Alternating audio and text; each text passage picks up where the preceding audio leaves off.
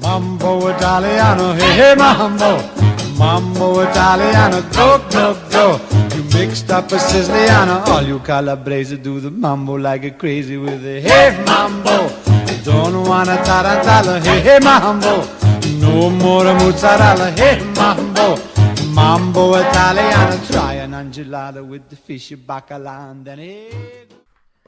What's going on, everybody? You're listening to Baseball Goombas. Today's May 22nd, 2018. This is our 11th podcast. John Goomba here with Chris Goomba. Chris Goomba, how y'all doing? A little bit of Dean Martin and a little Mambo Italiano lit us up. What's that about, Chris? That is about, he wrote that song for all Italian ball players in Major League Baseball. Joey D. Everyone. Nick Pavetta. Michael Conforto. Conforto. Mickey Piazza. What we talking about there, John Goomba? So the Mets are actually a bit of a streak here. They're actually playing some baseball. They're 24-19 now. Little 4-game win streak. They swept the D-backs. It's impressive. They've been mightily struggling.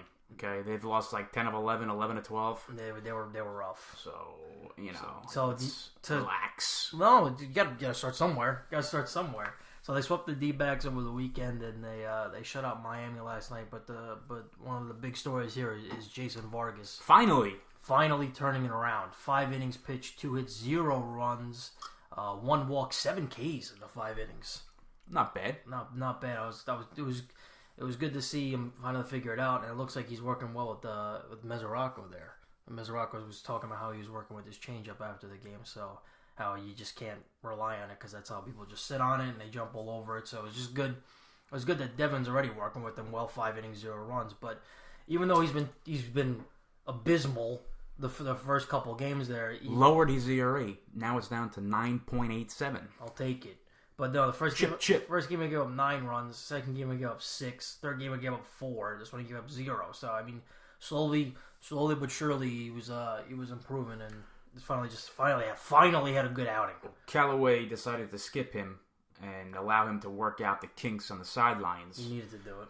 Maybe that had played a role in this, impressive start. Mm-hmm. So maybe this is the start of something, and the team can, rely on him as a respectable, stable starter like he was last year with KC. Mm-hmm.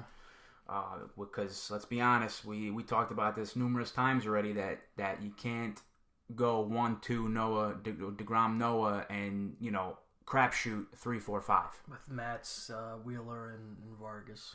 Can't be doing that. No. So this is a good step in the right direction. They need this. Mets need this in the worst way for another pitcher to step up. Matz actually has been turning it around. He hasn't really. He's had a couple games where he's only given up 1-2 runs max. So he has turned it around. Besides Saturday when he gave up 4 in 4 innings, and Mickey Callaway was actually, he was not having it because how John Ryan Murphy, the ex-Yankee, he was hitting 8th, and how he smacked the homer. No, he got 3 ribbies off of him. He got a ribby single, I believe, up the middle, and then he got a 2-run shot. And he said, as a starting pitcher, you got to get the 8th hitter out. And he must have said it 12 times. It's John Ryan Murphy. That's Mickey Callaway was literally just saying, "Listen, it's John Ryan Murphy. Get the out." And he was pretty adamant about how he was upset with Matz. One little note: Callaway and Island are not scared to call out their pitching staff. No, I love it. They Island with Noah and now Callaway with Matz. Yeah, it's pretty cool. and just sending Harvey saying, "Listen, you shipping Harvey, get out because this is not working." Meanwhile, Terry, pretty cool to see. No. But I mean, let's see if he starts making any additional changes. I mean, personally, you got your Noah, you got your DeGrom. 3-4-5 is an Achilles heel. Matz is in it for now. Vargas, if he just saved himself another week or two with that outing. I think Wheeler is on the hot seat more than anybody else. 2-3 with a 5.92. His 2 best games were against the Marlins and the Reds. He's actually getting rocked right as we speak. I think he's given up 2 or 3 runs in the second inning already against the Marlins. But yikes. His first game back against the Marlins, he had 7 innings, 1 run, and then 6 innings, 1 run against the Reds. But he's gotten absolutely rocked against the Blue Jays, 6 runs, and he gave up 8 runs against the Rockies. So, I mean, his good outings were against last place ball clubs. So, I mean, that 5.92 is even skewed because it should be even higher. Listen, if the Mets want to continue to win ball games and compete, I said it before and I'll say it again. They need to develop some kind of stability on the back end of the rotation. Yeah. Combined, they're 3-11. Jeez. 6.37 ERA. Yeah. I mean, that's not going to cut it with any team. It's not. So again, with the nice start by Vargas last night, hopefully it's something he can latch onto. And I mean, last year with the Royals, 32 starts. He went 18-11. He's a workhorse. 4.16 ERA.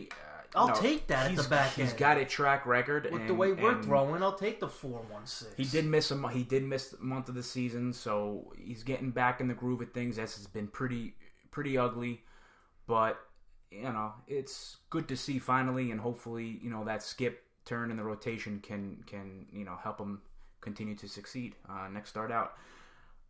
He's lined up to face Milwaukee, I think, over the weekend. Mm-hmm. So that'll be a good test because he did this against, is a product of the Marlins, which is the lowest scoring team in the majors. Mm-hmm. So it will be a nice test next go around against Milwaukee, who's got a nice offense. So yeah, they're like 10 games over 500, the Brewers. So maybe you get the Vargas of last year coming around. But I think. I mean, honestly, after tonight's start, I'm not even watching the game right now, and I just see that he's getting absolutely lit up. After tonight, Callaway might have had enough, and I know the talk has been Lugo is the next man up. I mean, he's had thrown 28 in the third innings pitched, and his ERA is 1.91. Last year as a starter, 7-5 with a 4.76. You know what you're going to get with Seth Lugo. He's not a guy that's going to give up 6 to 8 runs like Wheeler's been doing when he gets hit. He'll get you 6 innings. He's got a higher ceiling, I feel like. But I mean, he's higher ceiling, 2 to 3 runs. Higher ceiling over Gesellman. Over Wheeler, actually, to be honest with you. So let me ask you. I think Lugo and Gesellman, that can go either way. I mean, they've both been incredible. If you got to knock out Wheeler, I'm putting Lugo in because Gesellman has really taken over his role in the bullpen. I feel like he's really. I mean, he could come. Lugo's been pretty nasty. But so the thing with Lugo is they keep using him like 5th, 6th inning, and that's kind of been his role is coming in when these guys are getting lit up. And the game's already over, and here comes Lugo down 6. But Gesellman's coming up in any situation. He just got a save the other night, so he's been an 8th inning guy, 9th inning guy, 7th inning guy. He comes in at any point. I think the door. I think the tandem Lugo and Gesellman in the bullpen has been doing wonders for the team. It has. But it's bad. But what's the point of you can't bring them in down 6 every time. No, that's what I'm saying. What's the big deal? It's kind of when you look at when you compare stats from last year, they're kind of the same. They wound up being kind of the same pitcher. They really, are. Lugo They're very similar. Yeah, they are. Yeah, I mean, again, it's not ideal for them to enter the game down 6, down 7 when the starters put the Mets in an early hole. Mm-hmm. So. I listen. I honestly, I wouldn't even send Wheeler down. I just flip the roles, and just see how Wheeler does coming out of the pen for an inning or two, because I mean he's getting hit, and you just really got to solidify this rotation before anything else. But listen, they're providing no support for Noah and DeGrom, and Matz and Wheeler also, to me, are kind of the same pitcher. So you got Matz and Wheeler, and Gesellman and Lugo. Mm-hmm. So it just, I don't know. It begs the question. It begs the question for us as fans and for the team. What do you do? You kind of want Lugo and Gesellman to do both, right? That's exactly what I was going to get into. Lugo and Gesellman combined 5-0, 2.34 in the bullpen. Mm-hmm. Lugo, 17 appearances. Gesellman, 21 appearances. Gesellman's 4-0, 28 strikeouts. Lugo has 28 strikeouts. So they're it's crazy how identical want the best they of are. Both worlds here. So it's like a crapshoot. Yeah. If you keep both in the bullpen, the options with that are pretty scarce because we had mentioned a couple weeks ago with Flexen and Oswalt. Ideally you want one of them guys. Thank God Paul Sewald has been doing well. Who saw that coming? You need one of them guys to come in if you're demoting Wheeler or demoting Matz, and leave one or the other in the bullpen. And I did see that Anthony Swarzik is actually starting to throw. Right. So and also who was a forgotten man. Right. I forgot he was even a Met. Guy went out on opening day or the second. I think it was opening day or the second game of the year, and he was just oblique, and then see you for a couple months. You can even when Swarzak comes back, you can even put Lugo and Gazelman in the rotation and demote Matz and Wheeler. Yeah, you could. So they have tons of options, which they do. I guess is a good thing to have with these. Just gotta pull pitchers. a trigger. It's just a matter of figuring out what to do and what to leave in the bullpen. I can't keep watching Wheeler out there for 4 innings, 6 runs. I can't keep watching that out. Oh, that was fun. Now we're down 6-1. Here comes Lugo. Like, we're out. It's over. Wheeler had so much potential, and since that Tommy John surgery, he just hasn't been right since. Yeah. You know, how much longer can the Mets wait for him to let him just figure things out? I think their rope is short now. It's always glimmers and flashes, and it's never ever consistent. No. And you know, do they want to give him more time to work himself back from injury? And you're just putting yourself in a deeper hole. No, with the way Callaway's been with the pitchers, I think his leash is short. He has a very short leash with the pitchers, but not really with Jose Reyes. Reyes. But no, I mean, again, we'll see if Vargas can continue this path that he's on. Granted, it's only one start, but I'll take it. Of course, he'll take it. No, but so speaking of Reyes, 43 games into the season, he's still here, and every Met fan wants to know why. He's hitting 132 with a 179. He's got 7 hits. In 43 games into the season, he has 7 hits. He's got 2 stolen bases, 1 caught stealing, 1 pickoff. So when you think Jose Reyes has 7 hits, Mesoraco has 5. He just got here a week ago. Mesoraco, we're going to get into it in a few seconds here. Guillorme's got 4. He's been here a week, and he's a kid. He's got 4. So I would literally... He's doing nothing. I'll literally take anyone else. It's very frustrating when you have Jose Reyes hitting 132, and he's here because he's Jose Reyes, and they think he has a lot to offer, but he's been atrocious. And you have guys like Cicchini, who's hitting 294 in AAA. Guillorme was hitting 300 in AAA, and he's been hitting 308 since he's been called up. Phil Evans was hitting 254 in AAA. He had gotten called up, but he got sent back down for the Bautista signing, which we'll get into it in a second, which I hate. But I don't understand why this guy. We have infield because depth. it's Jose Reyes. We have infield depth. You don't need. He's killing this team. He doesn't play a good D at third either. He's a liability on defense. He plays such a deep third. They keep bunting at him, and everybody gets safe because he can't get to the ball because he needs more because he's just to the shortstop depth. I mean, I have no idea why he's still on the team except for him being Jose Reyes and forever linked with the Mets. We can't say it enough, and we told you guys that we will continue to keep tabs on Jose Reyes. He doesn't up until the end of the season because it sure looks that way. Like he will continue to be on the squad. Yeah. But Mesoraco. Go ahead. Okay. Overall 212. He's got 4 home runs and 8 RBIs. If he can continue to stay on the field, I think he can be a real nice acquisition for the Mets. I really do. I really believe that. It's nothing flashy. He was an All-Star 2014. He's a competitor, though. I like him. Well, I've seen him. He's gritty. He's not afraid to dive in front of the ball. He hit that game time 2-run shot against Saturday the D-backs. He was all fired up, screaming crossing home plate. He provided a lift. He's got fire. Like this guy really wants to play, and he wants to play well. He wants to win. He looks like he wants to go out there, compete, and win. Well, he was with the Reds. So. I know, but it's why now he wants to compete and win ball games. It's refreshing to see. So the change of scenery in a different ball club, maybe got him going, a little motivation. When was the last time we had a big home run, a game-tying home run from a catcher? A big-time home run from a catcher on the New York Mets. Basically. Maybe John Buck. Kelly Stinnett. God. The list goes on and on there. That's Saturday night against the Diamondbacks. He changed that game, and it just gave the Mets momentum, and later walked it off. Flores sac fly in the ninth. So, and they swept the D-backs, and, you know, if he's motivated and staying healthy, you know, he can make an impact down the line for this team.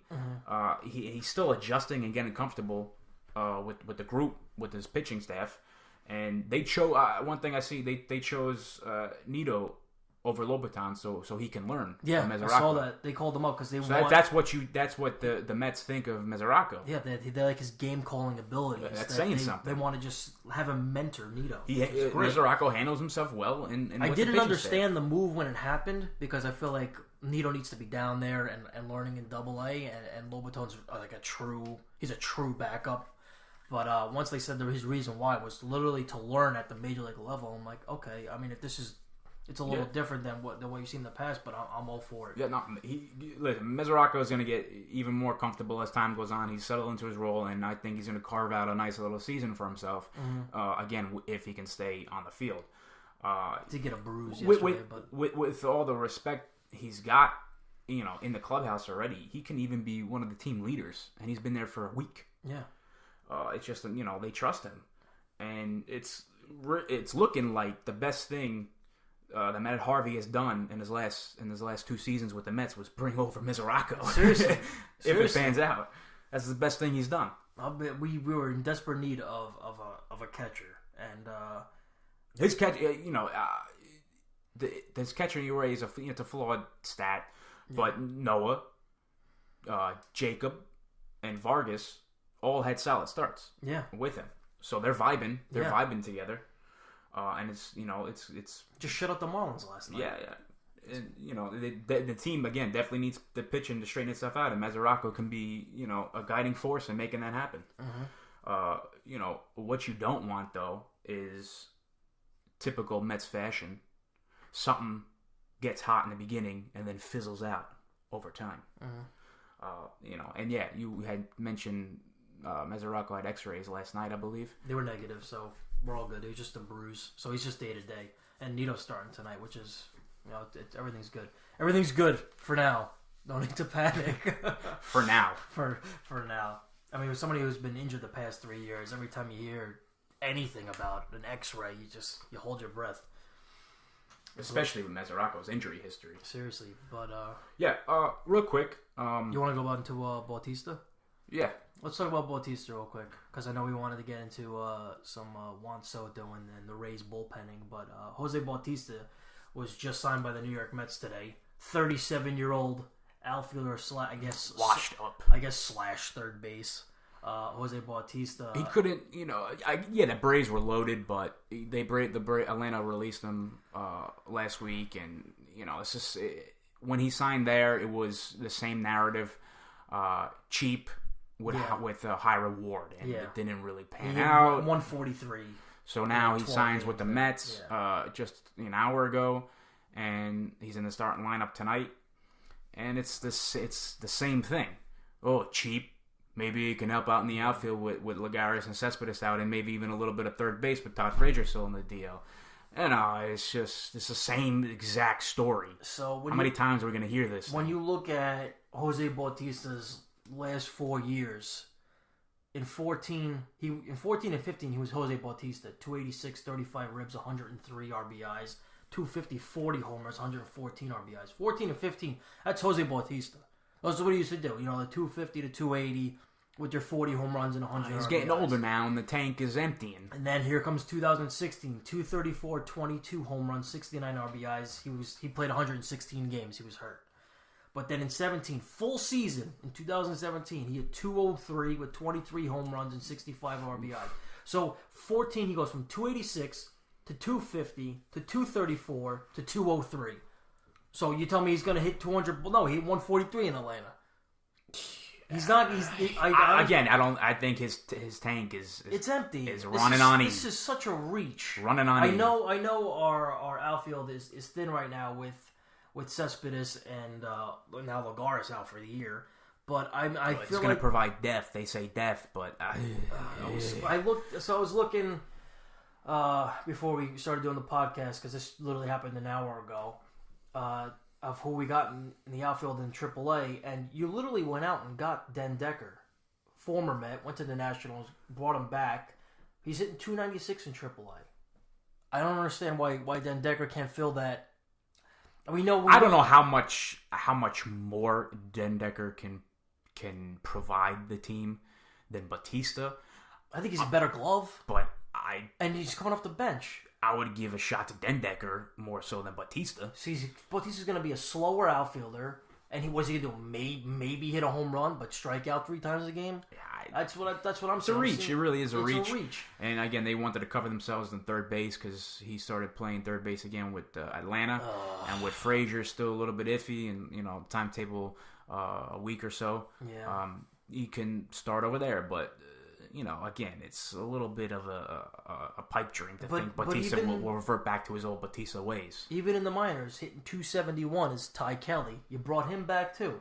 Ty Kelly, you had him as an infielder. I mean, he's Ty Kelly. Let's be honest. Ty Kelly's Ty Kelly, but he plays every position. You literally played him at every position when he was on this team, so he can fill your third base, second base. Even you could put him at short. I don't think you would, but you could play. You put him in left field before. With the Den Decker or Ty Kelly, what's unfortunate is I went to go see.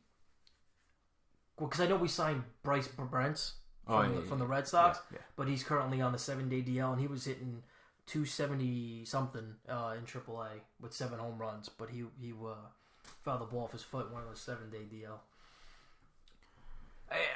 I mean, Brents was the guy that was supposed to serve a 1-game suspension. Was that him? Or am I thinking of somebody else? I don't recall. No, okay. Never mind. Anyway. Soto.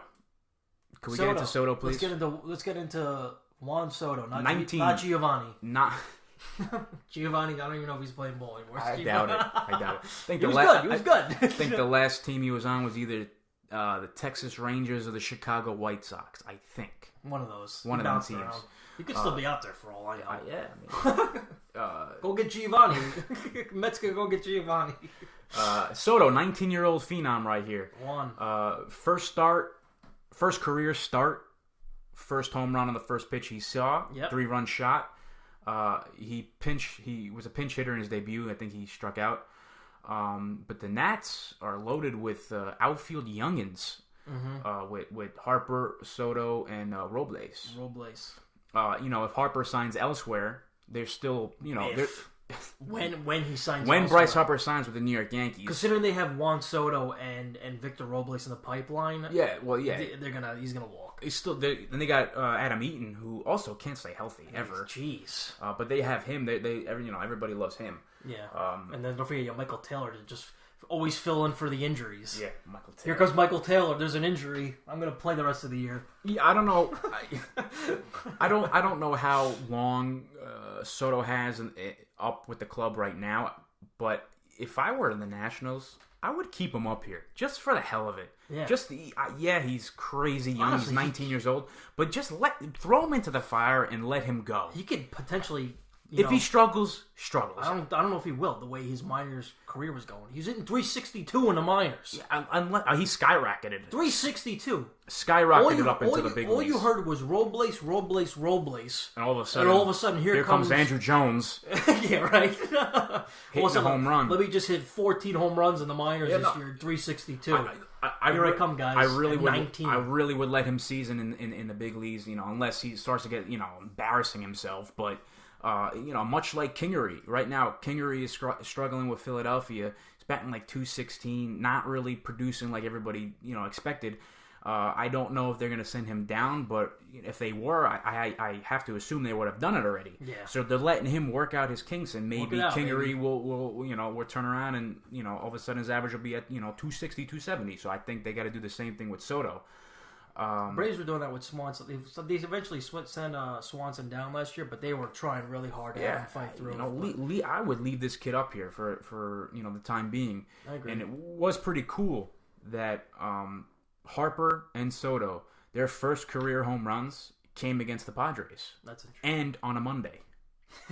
Pretty cool. Day of the week. Pretty cool. I did see that 19-year-old outfielder with a home run in their. Well, just being 19 years old and hitting a home run over the last 40 years.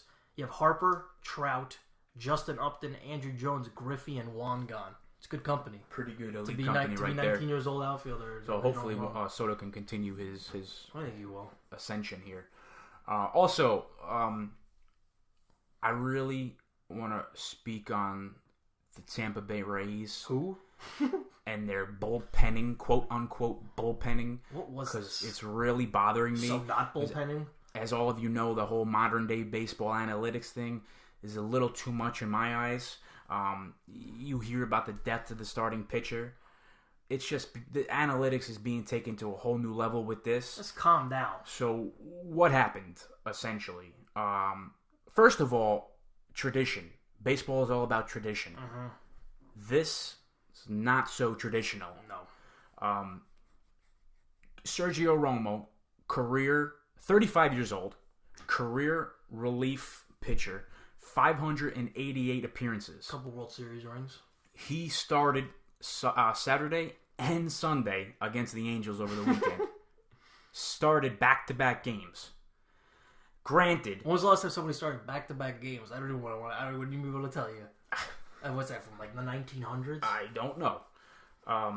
Granted, Tampa lost a few free agent starting pitcher, and they suffered injuries. Mm-hmm. And they're using a couple starters and bullpenning the others. So you got one or two, starting Blake Snell, Archer, and then you have three just, hey, let's throw, Sergio Romo starting games here. It's the whole facing a lineup 3 times through. I just, if you're a starting pitcher, you should be able to see the lineup 3 times and still get people out. And you're a starting pitcher, that's your job, to see these hitters and get them out. You got to get through 3 times. That's the.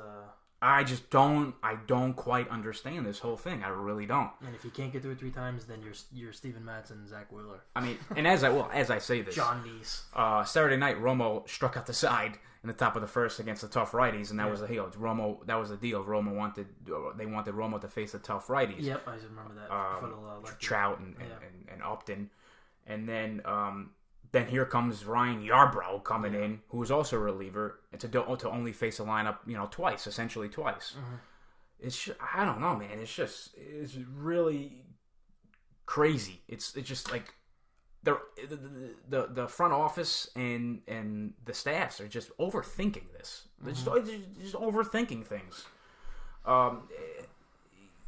They're 22 and 23.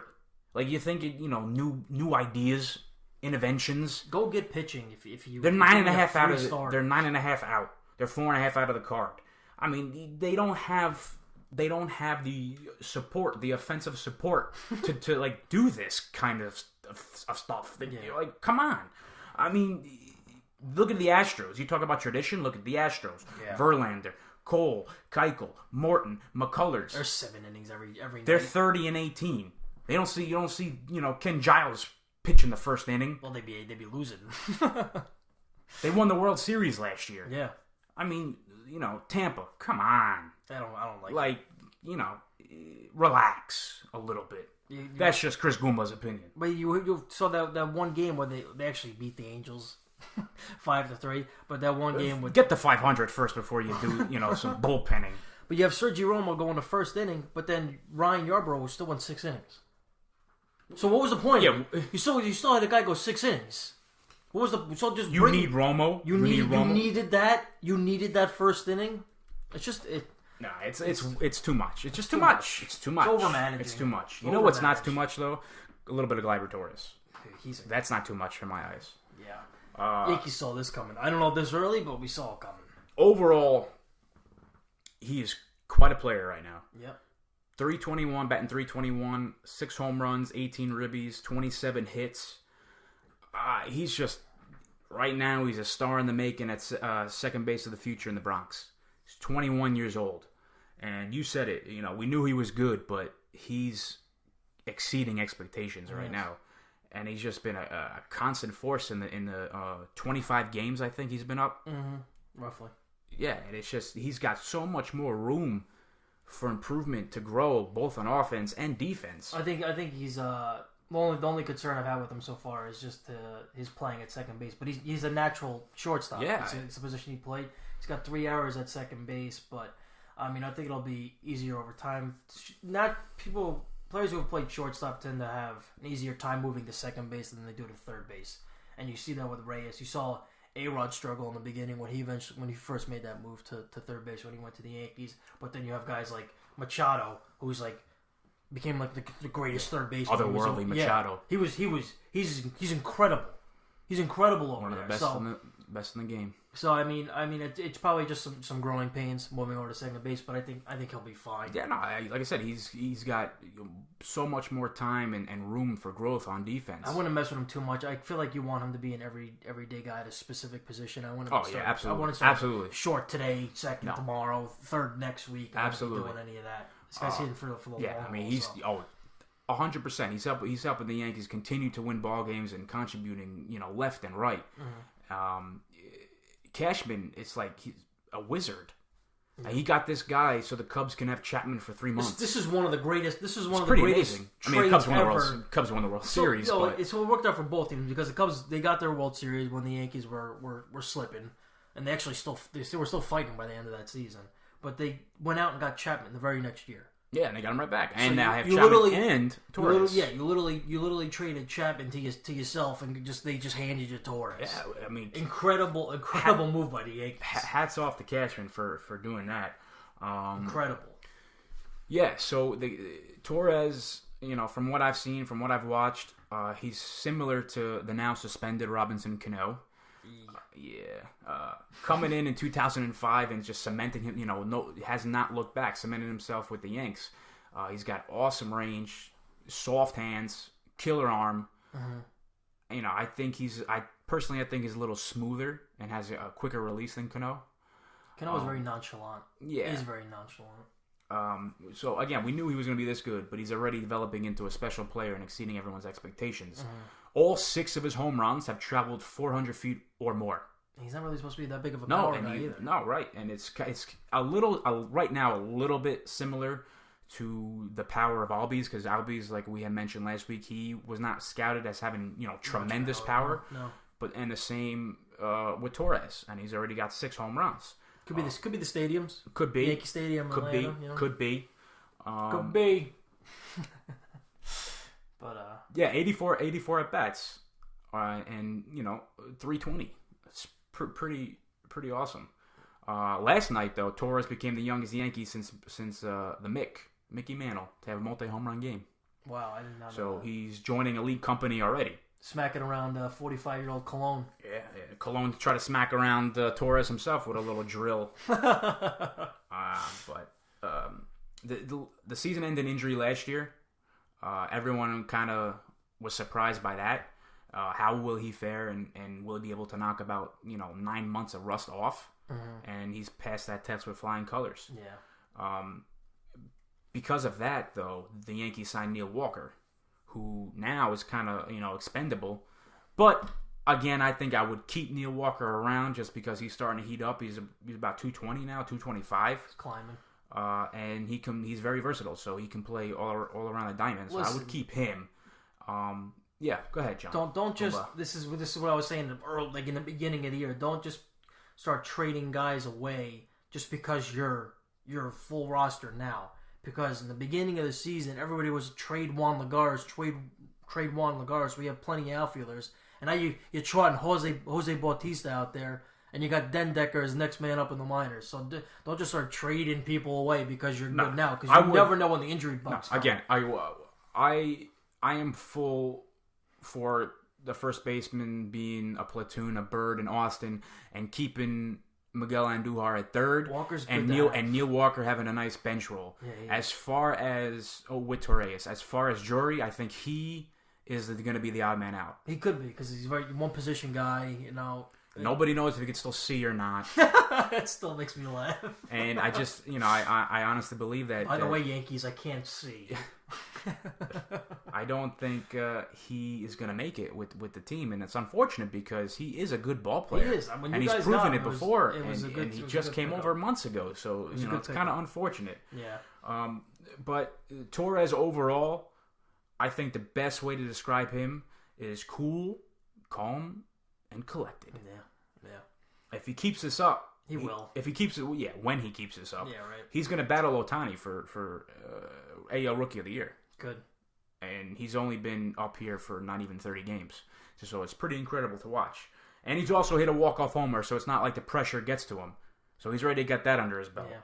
And the Rookie of the Year voting is going to be interesting now that you bring it up, just because Ohtani might have worse numbers than Torres by the end of the year in hitting, but just because he's done because he's pitched also, they might skew it just saying, well, he did this too. Like Torres can do anything about that.